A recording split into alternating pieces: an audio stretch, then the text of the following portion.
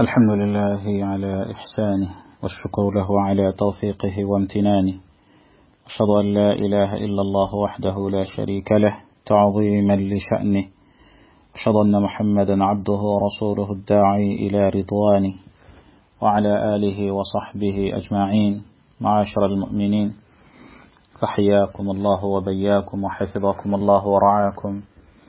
وجعل الجنة مثوانا ومثواكم، وتقبل منا جميعا صالح الأعمال، إنه ولي ذلك والقادر عليه. أحبتي في الله، أول ما نبدأ، السلام عليكم ورحمة الله وبركاته.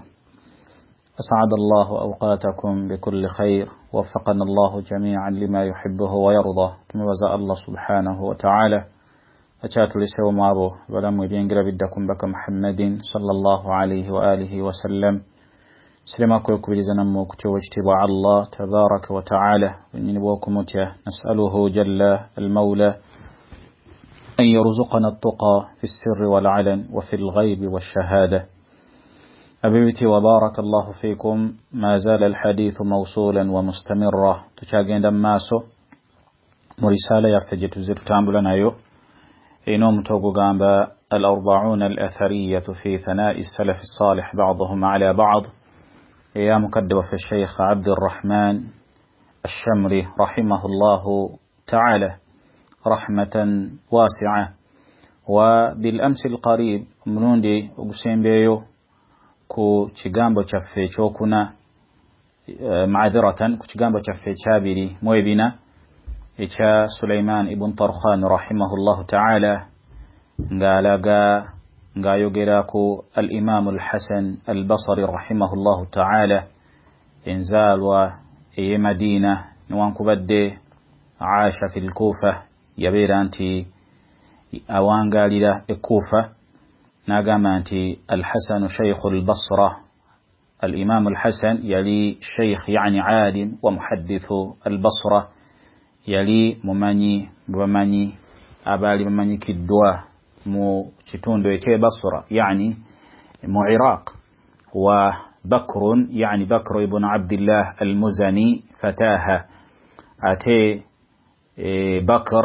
ابن عبد الله المزن يلي ناي ومقوابو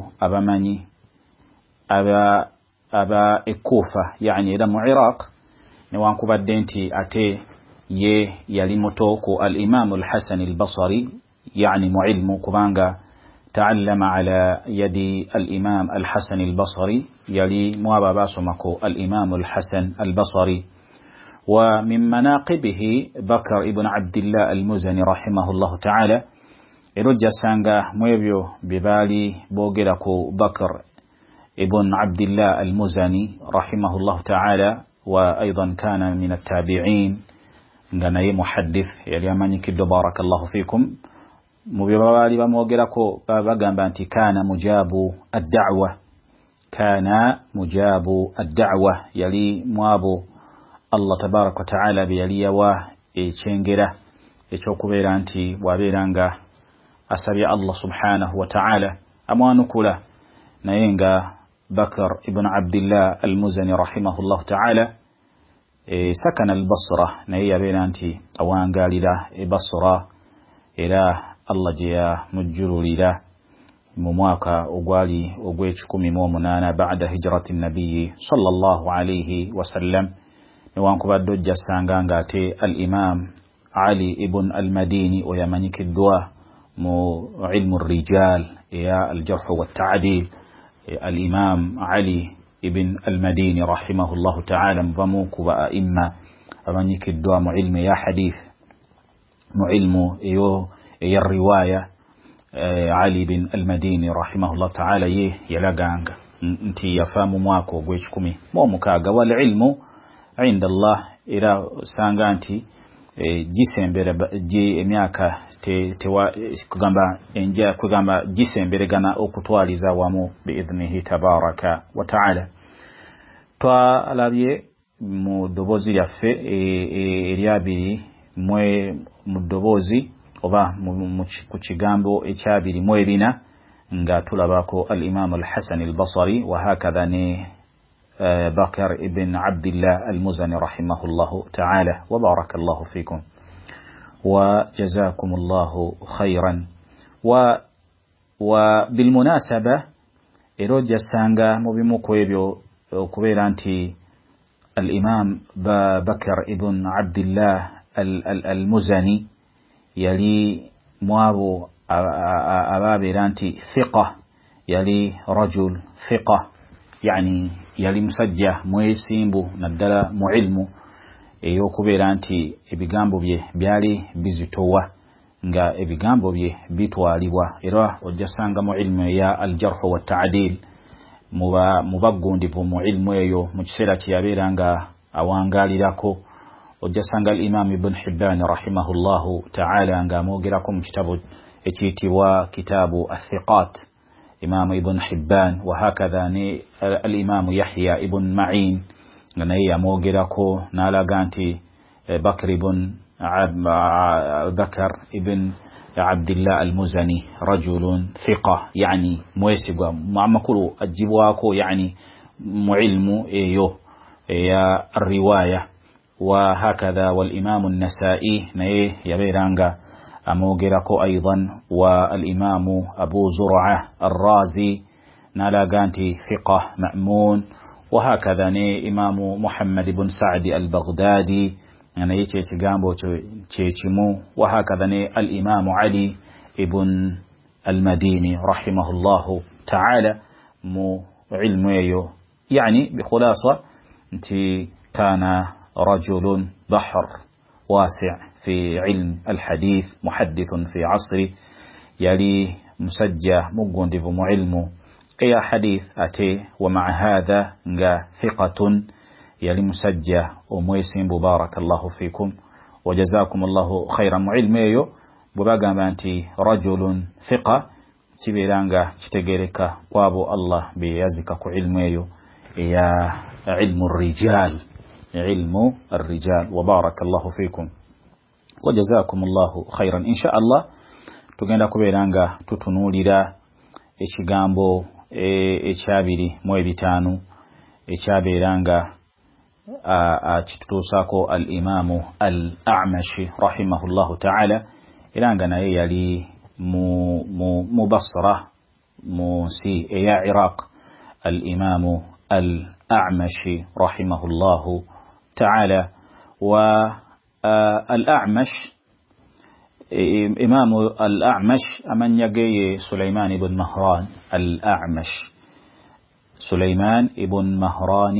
الأعمش كان تابعي ومحدث ثقة أيضا، يلي مسجانغا نيه يلي مبتابعين أتينغا ومن حفاظ الحديث، يلي موابو أبانيو إبقامبو يوم بكى عليه الصلاة والسلام إيرانغا وانا واتو ثقة. إيرانغا لقبه الإمام الذهبي في السير، يعني جسانغا الإمام الذهبي مجتبة سير أعلام النبلاء بياليا موغيراكو يغامبا أنت شيخ المحدثين. إمام الذهبي يملقب أميتا شيخ المحدثين ويو الأعمش رحمه الله تعالى. سليمان ابن مهران الأعمش رحمه الله تعالى غيرا يزالبوا mwaka ogwenkaga mogumu baada alhijra mu mwezi gwa Muharram. yazalibwa mwaka ogwenkaga mogumu baada alhijra lunyolo kusenga kumbaka sallallahu alaihi wasallam. watufi rahimahullah nabira nga Allah jalla wa ala yamuwangaza obuwangazi obuwanvuko nabiranga ya Allah yamujjula mu mwaka ogw'ekikumi mwana mu 8 oluvannyuma lw'okusenguka kw'omubaka sallallahu alaihi wasallam, era nga yafiira Kufa makulu mu nsi mwennyini mwazaalibwa, era Allah tabaraka wa taala mwe yabeeranga amujjululira rahimahullahu taala rahmatal abrar. era mubayizibe abamanyikiddwa mulimu Imam al-Waki' Imam Waki' ibn al-Jarrah Imam Waki' ibn الجراح رحمه الله تعالى وينايه يا مزيتو مغازي ate bobera nga wallahi wekennenyeza era mubamu kwabo yani al-A'mash beyabera nga asomako oba beyabera nga ajjako mukubera nti yani aganyulwamu mulimu al-Imam Ibrahim an-Nakha'i الإمام إبراهيم النخعي رحمه الله تعالى وأنس بن مالك ويعني وسعد بن إياس الشيباني وحماد بن أبي سليمان وغيرهم أبو نابل لبي يسبل كبيرانتي أبغنيوامو نوكبجكو الله تبارك وتعالى بيالي يبازك بيغامبو بيتugenda okulaba بإذنه تبارك وتعالى بيا أعمش سليمان بن مهران الأعمش رحمه الله تعالى أقام قال لي إبراهيم النخعي ونو تمولابي انغا يوموكوابو أعمش بيابير انغا يعني أغنيلوامو amakulu yatulako wansi wa Ibrahim an-Nakha'i kiba kitegeza agamba nti omusomesa wange yangamba oba omusomesa wange yannamira Ibrahim an-Nakha'i أيضا كان من التابعين يلي مبتابعين إبراهيم النخعي يزال ومواكا وقوي آنمو مسانظه بعد هجرة النبي صلى الله عليه وسلم وتوفي رحمه الله تعالى نابيرانغا الله يمجل له ممواكا تشنده مموكاغا إرانغا أمانيك الدوانتي يلي من التابعين فقيه رحمه الله تعالى زالوا أي كوفة كتي أغامبا أعمش سليمان بن مهران الأعمش جمن يجي رحمه الله تعالى بولي بغامبا قال الأعمش ببيرا بتجيز سليمان بن مهران تابعي وكوفة أغامبا قال لي إبراهيم النخعي ينغامبا وموالي موانجي إبراهيم النخعي رحمه الله تعالى عليك بشقيق ابن سلمة nkulamira okubeera nga otuula oganyulwa mwayitibwa Shaqiq ibn Salama المعروف بأبي وائل يينا كنية ويو شقيق ابن سلمة nga ayitibwa Aba Wa'il oba Abu Wa'il nga ولد رحمه الله تعالى وأيضا من التابعين شقيق ابن سلمة يلي مبتابعين يابانيني nga akaseera ke yawanga yazalibwa mu mwaka ogusookera ddala oluvannyuma lw'okusenguka kw'omubaka alayhi salatu wassalam kitegeeza nti yali mwabo ababeera nti yafuna ekyengera ekyebbeeyo okubeera nti yatuula wansi ku basahaba abawerera ddala abayitirivu newankubadde teyafuna kyengera kyakutunula oba kyakulaba ku mbaka Muhammadin sallallahu alaihi wasallam naye nga yaliwo mu kiseera ekyo mu kiseera ky'okutumibwa ku mbaka alayhi salatu wassalam n'okusengukwa kwe naye teyalimu abo abamulabako kubanga ekimanyikiddwa oyo yenna ayitibwa sahaba yabeera yalaba ku mbaka alayhi salatu wassalam ng'era bwe kimanyikiddwa nti waliwo mu abo battabi'in abaaliwo mu kiseera nga bawangalya mu bitundu birala naye ne batafuna kyengera kyakulaba ku mbaka sallallahu alaihi wasallam nga Uwaisi al-Qarani Yemen rahimahullahu ta'ala Uwaisi al-Qarani rahimahullahu ta'ala teyalimu abo abatunula ku mbaka Muhammadin sallallahu alaihi wasallam newankubadde yaliwo mu kiseera ekyo kyennyini kakati Shaqiq ibn Salama rahimahullahu ta'ala yalimu abo battabi'in abawangala era bwe yali yeyogerako agamba adraktu an-nabiyya sallallahu alaihi wasallam walam ra'aytu naliwo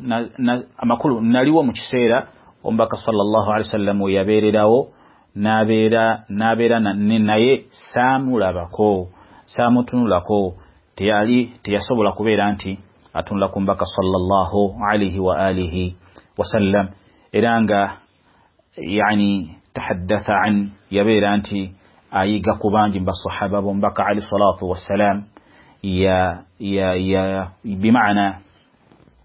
تعلم عن يد عمر ييغا كوبا عمر يبجكو يبسمكو ومولي عمر ومولي عثمان ومولي علي ومولي عمار بن ياسر ومولي معاذ ومولي بن مسعود ومولي أبي الدرداء ومولي أبو موسى الأشعري بحذيفة بصحابة بلا أبا سينغو بونجي يبيرانغا يعني أبا غنيروامو شقيق ابن سلمة رحمه الله تعالى رحمة واسعة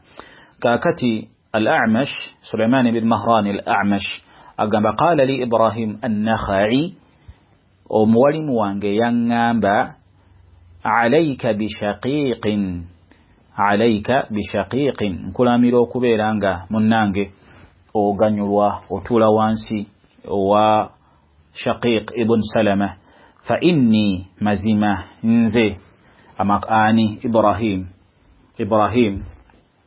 amakulo A'mash ategeeza omuwalimu we nga amunnyonnyola amugamba nti fa inni qad adraktu ashaba Abdillah bin Mas'ud mazima nze nabeera nga nsisinkana mbeerawo oba mpangalira ewali abamu kwabo abaali ku lusegere lwa Ibn Mas'ud radiyallahu anhu وهم متوافرون وهم يعدونه من خيارهم نلي موابو أبا وانغالي kwabo نلي أمكوابو فإني قد أدركت أصحاب مزمة نوانغالي نسيسين كان أبا مكوابو أبالي كرسجل وابن مسعود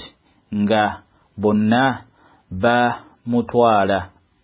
okubeera nti alimu abo abasinga obulungi ani Shaqiq ibn Salama rahimahullahu ta'ala era ebigambo bino jabisanga mu kitabo ekiyitibwa at-tabaqat